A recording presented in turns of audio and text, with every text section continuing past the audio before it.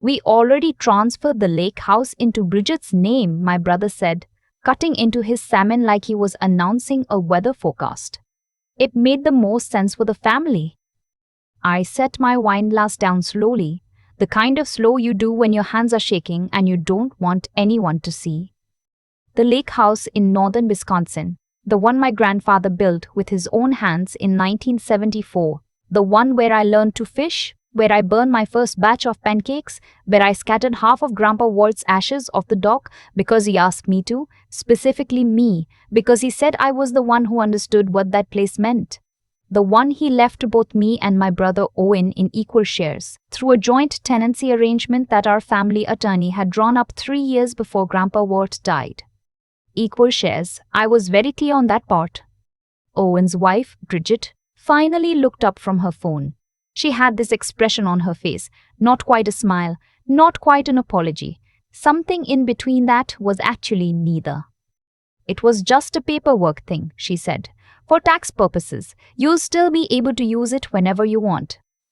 I looked at Owen. He was still cutting his salmon. That property was left to both of us, I said. My voice was steady, which surprised me because nothing else inside me was. Grandpa Walt's will was very specific. Joint tenancy. You can't just... The will went through probate, Cora, Owen said, finally setting down his fork. He had the tone he always uses when he thinks he's explaining something to someone who doesn't understand. Owen is an orthodontist. He uses that tone a lot. There were some complications with the estate, and we made a decision that was best for everyone. Bridget handles our real estate holdings. It made sense to put it under her LLC. Bridget's LLC, I said. Our LLC, Bridget said, which I am not a part of. Nobody answered that. I sat across from them in their dining room in Naperville, the one with the restoration hardware furniture and the custom-built inns and the framed photos of their trips to Tuscany and Cabo. And I felt something I hadn't felt since I was 12 years old. Sitting in the back seat of my parents' car, listening to them tell me that Grandpa Walt's vacation wasn't for me. It was just for Owen because Owen had earned it. I felt like I was being erased. Quietly, cleanly, with a good knife and steady hands. I want it transferred back, I said, or I want my half bought out at current market value. I'll have an attorney contact you by the end of the week. Owen leaned back in his chair. Cora, don't make this into a thing. It's already a thing, Owen. You made it a thing when you forged. We didn't forge anything, Bridget said sharply. The composed thing dropped for just a second. Everything was done through proper legal channels. Then you won't mind showing me the documentation, I said. I drove home to my apartment in Wicker Park with the windows down even though it was 40 degrees because I needed the cold air on my face. I was a 31-year-old forensic accountant. I had spent 7 years finding the exact spots where numbers lied, and my brother thought he could do this to me. I gave them until Thursday. They didn't respond to my texts. They didn't pick up my calls. On Friday morning, I got an email from their attorney, a guy named Hargrove who worked out of a downtown firm I recognized because they had been investigated twice for questionable estate transfers, informing me that the property transfer had been executed legally, that Grandpa Walt's estate had been settled 18 months ago, and that any claims I believed I had should have been raised during probate. During probate.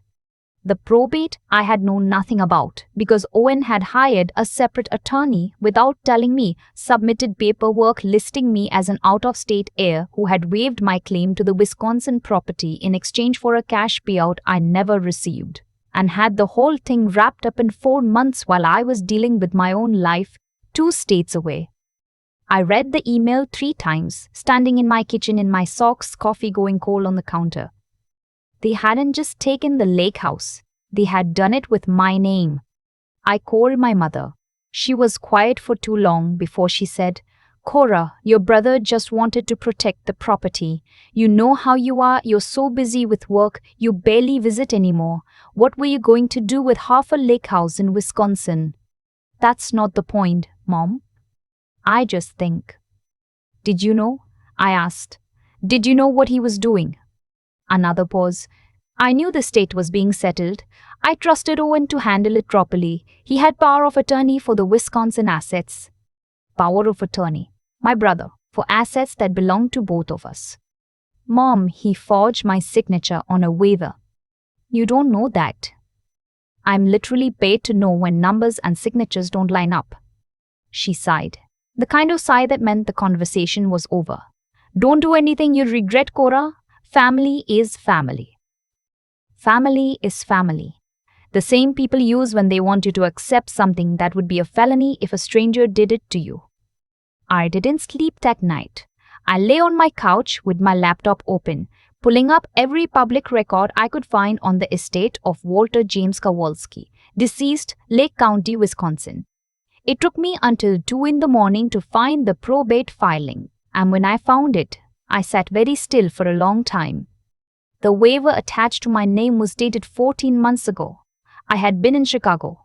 I had been in work. I had a full calendar for that entire week, client meetings, a deposition I'd consulted on, a birthday dinner for my colleague Petra that I still had photos from, time-stamped, geotagged, proof that I had not been anywhere near Wisconsin or any notary's office. But there was my signature on a legal document releasing my claim. The notary stamp was from a UPS store in Kenosha. I photographed everything and sent it to an estate attorney named Rhonda who had done some work for my firm. I told her I thought I was looking at probate fraud and a forged waiver. She told me to send her everything I had and not to contact my brother again until we talked. I didn't contact Owen, but Owen contacted me. He called on a Tuesday, about 2 weeks after the dinner, and his voice had a different quality to it. Flatter, more careful, like he'd been coached. Cora, I think we got off on the wrong foot. I'd like to explain the estate situation if you'll let me. I said sure. The attorney advised us that because you'd been non-responsive during the initial probate process. I was never contacted during the initial probate process. There were notifications sent to your last known address. Owen, I have lived in the same apartment for 4 years. You've been to my apartment. You helped me move in. A pause. Look, Cora, I'm trying to resolve this without lawyers. Can we just talk like adults? I said yes, because I wanted to hear where this was going. He told me the lake house needed significant repairs. The dock had rotted, the foundation had cracks. It was basically a money pit, and that he and Bridget had been managing it out of pocket for years. He said I had never contributed to the upkeep. He said this was really about fairness when you looked at the full picture. He said if I wanted to pursue legal action, that was my choice, but it would cost me more in attorney's fees than the property was worth, and all it would do was blow up the family. Then he said something that made my vision go briefly white. And I should mention, Cora, the partners at Delaney Consulting know Richard Ashmore personally. Richard sits on the hiring committee for the Forensic Audit Division. One call and your professional reputation gets a lot more complicated. Delaney Consulting was my firm. Richard Ashmore was my department head. My brother had just threatened my career. I kept my voice completely level. I said I understood. I said I needed a few days to think. Then I called Rhonda and told her to file. What happened next was not the quick, clean vindication I had imagined when I was lying on my couch at 2 in the morning. It was ugly and slow, and it cost me more than I expected in ways that had nothing to do with money.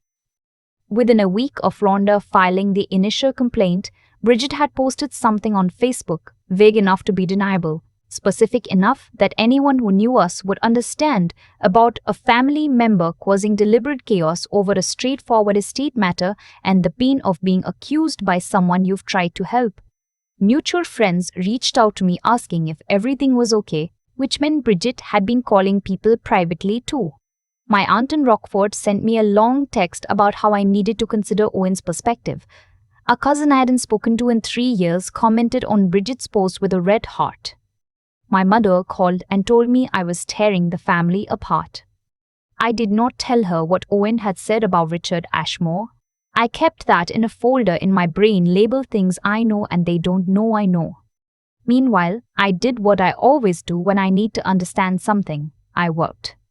I had pulled the public LLC records for Bridget's company, Lakeview Asset Holdings, during those first late nights of research, and I'd set them aside because the property issue felt like enough. But the week after the Facebook post, with nothing but time and spite to keep me company, I went back to them. Bridget's LLC had been formed 4 years ago. It held 3 properties. 2 of them I recognized as rentals. Owen and Bridget had talked about at family dinners. The third was the lake house.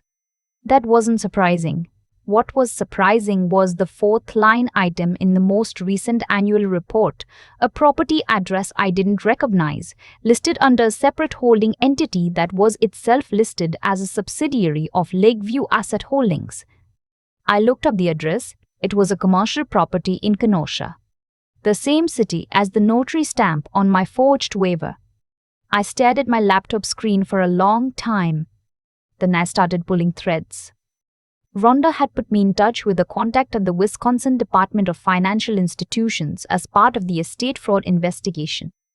I passed the Kenosha property information along and asked if there was anything interesting attached to it. 3 days later, she called me back.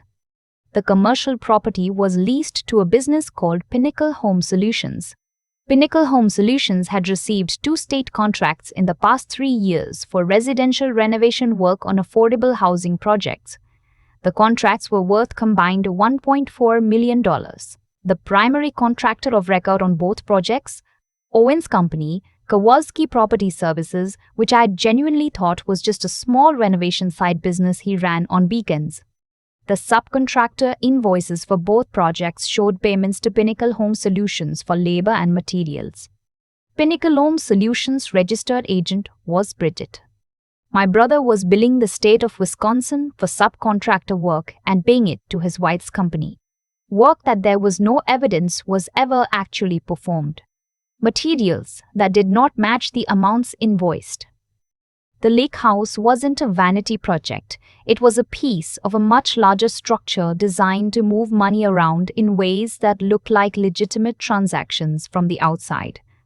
And the waiver with my forged signature, the one that transferred my share of the property into Bridget's LLC, it had put my name on the chain of title for an asset that was directly connected to this scheme. I wasn't just a cheated heir. On paper, I had voluntarily contributed family property to a holding company that was being used to launder state contract money. If anyone ever looked, they wouldn't see Owen, they'd see me. I sat in Rhonda's office on a gray February afternoon while she walked me through what this meant. And I felt the particular kind of cold that comes from understanding something completely. They hadn't just taken what was mine. They had made me complicit. They had used my name as both a shield and a decoy, and if I had never pushed back, if I had stayed quiet and kept attending Christmas dinners and pretending the lake house never happened, I might not have found out until it was too late. I thought about calling Owen. I thought about what I would say. I ran through about 30 versions of that conversation in my head over the following 2 days. Then I thought about what he had said about Richard Ashmore, and I decided I was done giving my brother advance notice of anything. I gave everything to Rhonda. She passed the contract fraud documentation to the Wisconsin Department of Justice. I gave my statement to a federal investigator named Calloway, who had been quietly looking at state construction contract irregularities for the past 8 months, not just in Wisconsin but across 4 Midwestern states. Owen's operation wasn't the only one, it turned out. It was a node in something bigger. I also put together a separate, clean, documented package, the forged signature, the notary records, the time-stamped proof of my whereabouts on the date I supposedly signed a waiver, and I sent it to Rhonda for the civil estate claim. I did not tell my mother. I did not tell my aunt in Rockford. I did not tell the cousin with a red heart. I went to work every day. I answered emails. I made coffee. I did not reach out to Richard Ashmore, and Richard Ashmore did not reach out to me. And I started to think maybe Owen had been bluffing, or maybe he'd never actually made the call. And then I found out about the event. Bridget ran a home staging and interior consulting business on the side. separate from the LLC, legitimately operated as far as I knew, and she had been building a local profile in the western suburbs for the past couple of years. In March, she was being featured at a charity showcase for a high-end interior design association, held at a venue in Oak Brook, the kind of event where the attendees were contractors and developers and people with money to spend. Owen would be there. It was the kind of event that got a write-up in local publications.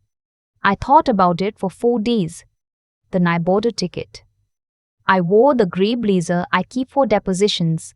I got there early and stood near the back where I could see the room clearly. Owen and Bridget arrived 40 minutes in, moving through the room like people who had done this before. Comfortable in the attention, Bridget pointing at mood boards, and Owen shaking hands with men in expensive cashmere. Bridget saw me first. She stopped mid-sentence. Something crossed her face that she recovered from very quickly, and then she touched Owen's arm and said something in his ear. Owen walked over. He had his orthodontist voice on. "Cora, this isn't appropriate." "I bought a ticket," I said.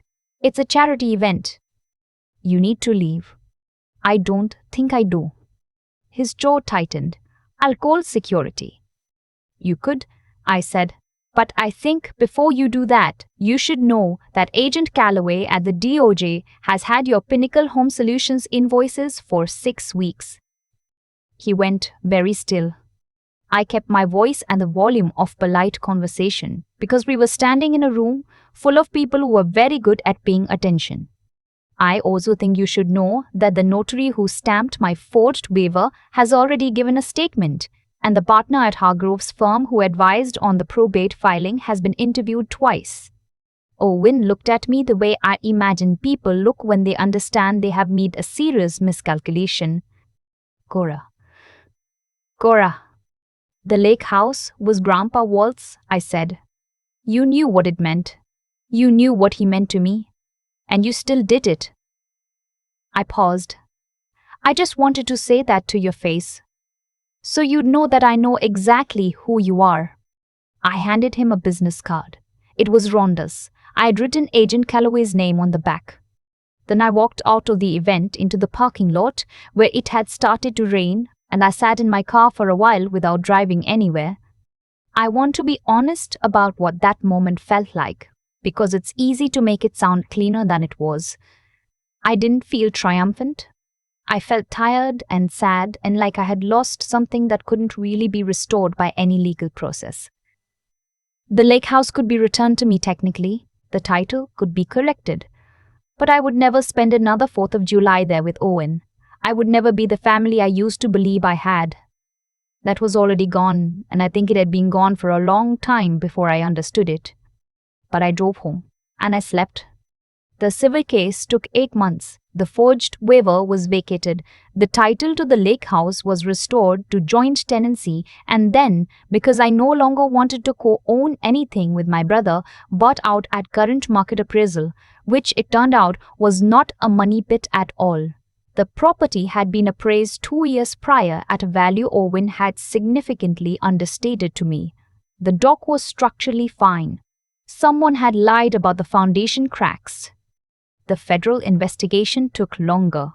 Owen is currently facing charges on 2 counts of wire fraud related to the state contract scheme, along with charges stemming from the probate fraud. Bridget was charged separately. Their attorney, not Hargrove, a different one, has been negotiating a plea arrangement for the better part of 6 months. My mother has not called me since the charges were filed publicly. I didn't hear from Richard Ashmore either. I think the call to him was always a bluff. Or maybe Owen tried, and Ashmore had more integrity than Owen gave him credit for. I'll probably never know. What I do know is that on a Thursday in October, I drove up to northern Wisconsin alone. I let myself into the lake house with the spare key that has lived on my keyring since I was 19 years old. I opened all the windows. I made coffee in the old percolator that has been on the same shelf since 1987. I walked down to the dock and stood there looking out at the water while the morning came up grey, and then pink, and then that specific shade of gold that only happens in October on a lake in the upper Midwest. Grandpa Walt used to say that the water knows how to wait. I thought it was something he made up, some grandfather wisdom he deployed on fishing mornings when I was impatient for something to happen. Standing there with my coffee, I decided it was true. And I decided he had known it was going to be true for me specifically. And I decided that was enough. The sign on the key holder just inside the front door. The one that's been there since before I was born. The one that says Kowalski Lake House, Est 1974. I straightened it on my way back inside. It had been sitting slightly crooked for as long as I could remember. It looked better that way. I keep thinking about the sign on the key holder. The one that said Kowalski Lake House, Est 1974, hanging slightly crooked inside the front door for as long as I can remember. Nobody ever straightened it. I don't know if we thought it was charming that way or if we just stopped seeing it. Some things in families are like that. Slightly off for so long that you forget they were ever supposed to be different. What Owen did wasn't something that happened overnight. That's the part I had to sit with longest. The forged waiver, the Shell LLC, the state contracts funneled through Bridget's company. None of that was improvised. It was planned, methodical, which means there were 100 smaller moments before it. Smaller choices he made to prioritize what he wanted over what was right, and nobody, including me, ever said anything that made him stop. I think about what it takes to forge your sister's signature on a legal document on the day of your grandfather's funeral. Not the mechanics of it, the interior of it. What you have to believe about yourself and about her to do that. You have to believe that your comfort is worth more than her rights. You have to believe she won't figure it out, or that if she does, she won't be able to do anything about it. You have to believe, somewhere underneath all of it, that you are the kind of person for whom the rules are negotiable. That belief was his undoing. Not my anger, not the attorney, not Agent Calloway. His own certainty that he was untouchable. I'm a forensic accountant. My entire professional life is built on one premise: the numbers tell the truth even when the people won't. I have sat across from executives who lied to my face for 40 minutes and then watched them go pale when I put the spreadsheet on the table. You cannot charm a spreadsheet. You cannot threaten a timestamp. Owen understood leverage. He thought he could use my career against me, use my name against me, use my own family's silence against me. But he did not understand that I had spent 7 years learning how to read exactly the kind of document trail he had left. That's the thing about integrity, not the word, the actual practice of it. It's not just about being good when things are easy. It's about building a life where your skills, your judgment, and your sense of what's right are all pointed in the same direction. So that when someone tries to use your name for something you didn't choose, you have the tools to prove it. I didn't win because I was lucky. I won because I had spent years building something real. A real skill set. A real professional record, real relationships with people like Rhonda who trusted my work. Owen had spent the same years building something that looked real from the outside. That difference is what the whole story turns on. The lake house is mine again. I go up there when I can. I make coffee in the old percolator. I walk down to the dock in the morning and I let myself feel whatever I feel, which is usually something complicated, grief and relief together, which is maybe the only honest way to feel about a family fracture. Grandpa Walt built that place with his hands. He left it to both of us because he believed we were both worth something. One of us spent 20 years proving him right. The sign hangs straight now,